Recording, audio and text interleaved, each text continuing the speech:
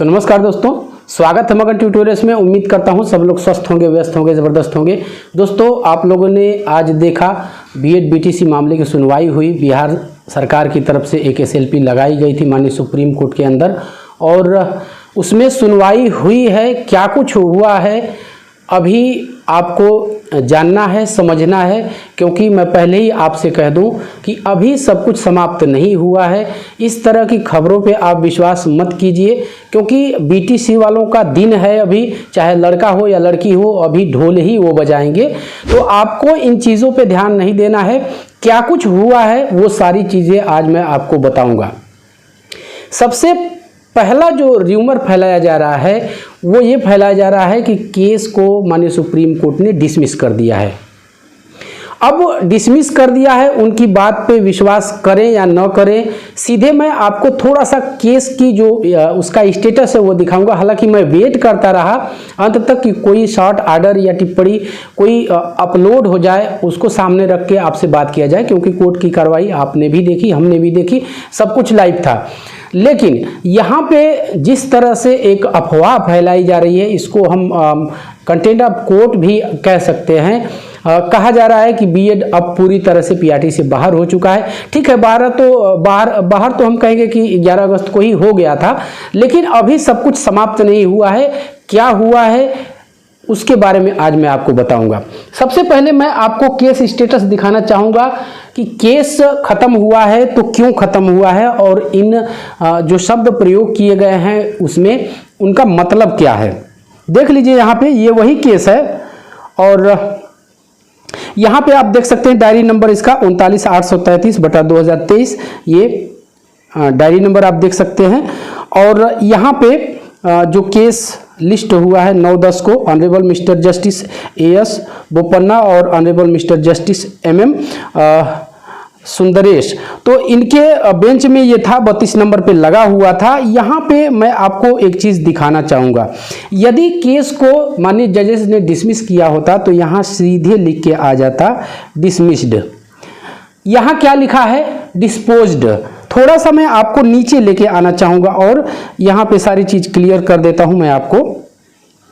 यहाँ पे आप देख लीजिए, यहाँ पे आप देख लीजिए,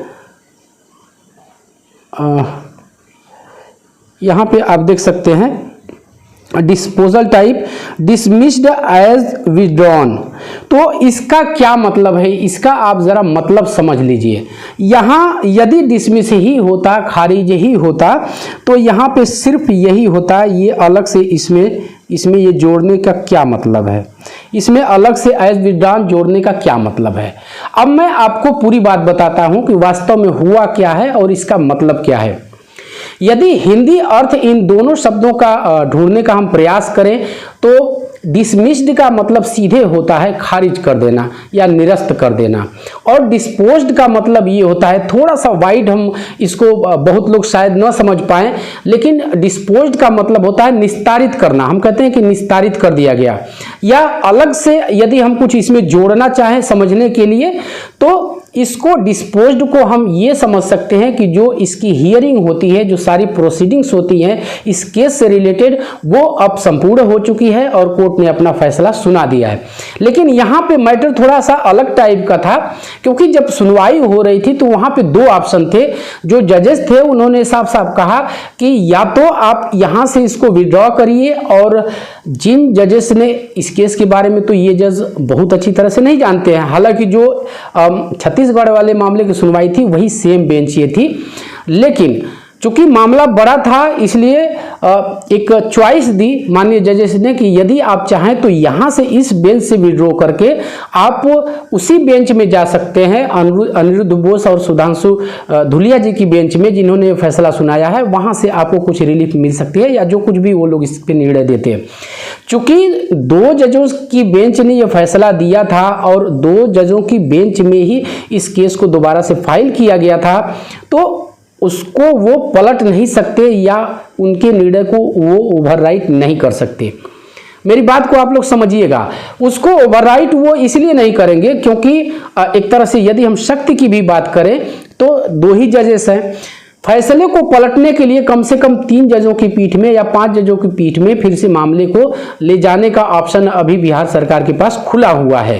तो यहाँ पे क्या हुआ है, सरकार ने खुद बिहार सरकार ने केस को विड्रॉ किया है, इसलिए जजेस ने अपने बेंच में ये दिखा दिया इस केस को कि ये चूंकि विड्रॉ किया गया है इसलिए ये डिस्पोज हो चुका है। तो इस चीज को लेके मैं समझता हूं कि आपकी भ्रांति दूर हो गई होगी। और एक बार फिर से मैं आपको कहना चाहूंगा, अभी बीटीसी वालों का दिन है, चाहे लड़का हो या लड़की, वो ढोल ही बजाएंगे। तो अभी थोड़ा सा आपको फूंक फूंक के कदम रखना है और हर खबर की सत्यता की जांच आपको अपने स्तर से भी कर लेनी है कि क्या कुछ हो रहा है। यहाँ पे मैंने आपको साफ साफ दिखा दिया कि क्या कुछ हुआ है और अभी आगे क्या ऑप्शन या क्या विकल्प हो सकते हैं। यहाँ एक चीज मैं और आपको बताना जरूर चाहूंगा कि 13 अक्टूबर को उत्तर प्रदेश से जो शिक्षा मित्रों ने एक एसएलपी लगाई है माननीय सुप्रीम कोर्ट में, उसकी सुनवाई 13 अक्टूबर को है। तो वहां से भी बहुत कुछ निर्धारित होगा कि क्या कुछ बीएड के साथ आगे होने जा रहा है। मैं एक बार फिर कहता हूं, अभी सब कुछ समाप्त नहीं हुआ है। जिस दिन सब कुछ समाप्त हो जाएगा हम आपको वो भी कह देंगे, हमें कोई उससे गुरेज नहीं होगा, क्योंकि झूठे दिलासा देना वो कहीं ना कहीं और ज़्यादा खतरनाक हो जाएगा।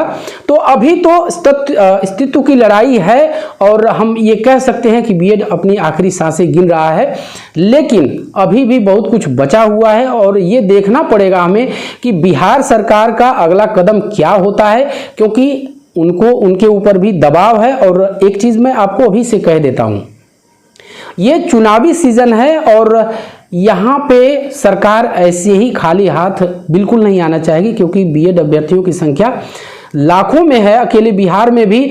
और चुनावी सीजन में इस तरह का कदम कहीं न कहीं उन्हें, या हम कहें सरकार को, वर्तमान सरकार को चुनाव में नुकसान पहुंचा सकती है।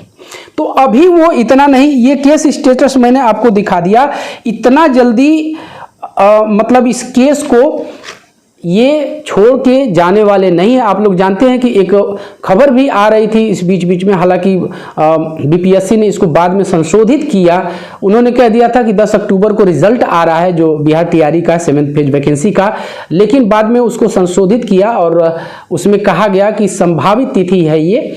तो अभी रिजल्ट के बारे में तो हम बात नहीं करते हैं, लेकिन अभी जो कुछ हुआ है इंटीग्रेटेड रूप में, तो अभी सब कुछ समाप्त नहीं हुआ है। बिहार सरकार ने खुद ये अपनी याचिका जो है वो विड्रॉ की है, वापस ली है। आगे की चीज़ों के लिए थोड़ा सा हमें वेट करना पड़ेगा। आप देखिए, बिल्कुल आपको अधीर नहीं होना है, निराश नहीं होना है। जो कुछ भी निराश होना था, अब तो धीरे धीरे मैं ये समझ सकता हूँ और आप लोगों को भी ऐसा लग रहा है कि अब ऐसी आदत पड़ चुकी है ये चीज़ें सुनने की, समझने की, क्योंकि जो 11 को फैसला आया था उसको देख के हमें भी बहुत निराशा हुई थी। लेकिन जीवन चलने का नाम है, सब कुछ बीएड का समाप्त नहीं हुआ है, और भी बहुत सारे ऑप्शन है। देखने वाली बात यह हो कि बिहार सरकार अगला कदम क्या उठाती है। और इस बीच जैसा कि मैंने आपको कहा कि 13 को शिक्षा मित्रों के मामले की भी सुनवाई है। आप लोग जानते हैं कि 69,000 शिक्षक भर्ती में बीएड शामिल है, बाकायदा नौकरी कर रहा है। और शिक्षा मित्रों का ऐसा ये मांग है कि इनको चूंकि अधिसूचना निरस्त हो चुकी है 28 जून 18 की, तो इनको उस बेस पे, उस ग्राउंड पे इनको इस वैकेंसी से बाहर फेंका जाए।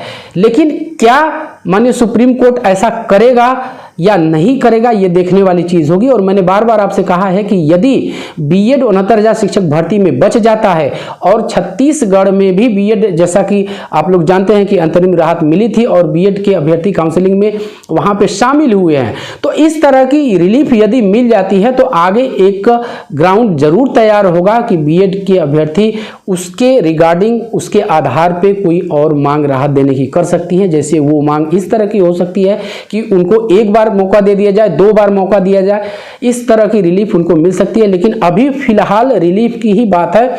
इस फैसले को यदि पलटने की हम बात करें तो ये भी संभव है, बशर्ते उस तरह की कार्रवाई की, उस तरह के समर्पण की, उस तरह के हम कहें कि एक सुनवाई की जरूरत है। अब देखते हैं बिहार सरकार यदि 5 जजेस की बेंच में जाती है या फिर 3 जजेस की बेंच में जाती है और फ्रेश यदि इस तरह की सुनवाई हो जाती है तो संभव है कि ये फैसला पलट भी जाए और पूरा बीएड पीआरटी के लिए बच जाए। तो बस दोस्तों, आगे की जो भी इस संबंध में होगी अपडेट हम उसको लेके आपके सामने ज़रूर आएंगे। और अंत में वही रिक्वेस्ट दोस्तों, कृपया इस चैनल को लाइक शेयर और सब्सक्राइब जरूर कीजिए दोस्तों। जब आप ऐसा करते हैं तो हमें एक मोटिवेशन जरूर मिलता है। मिलते हैं अगली वीडियो में, तब तक के लिए नमस्कार।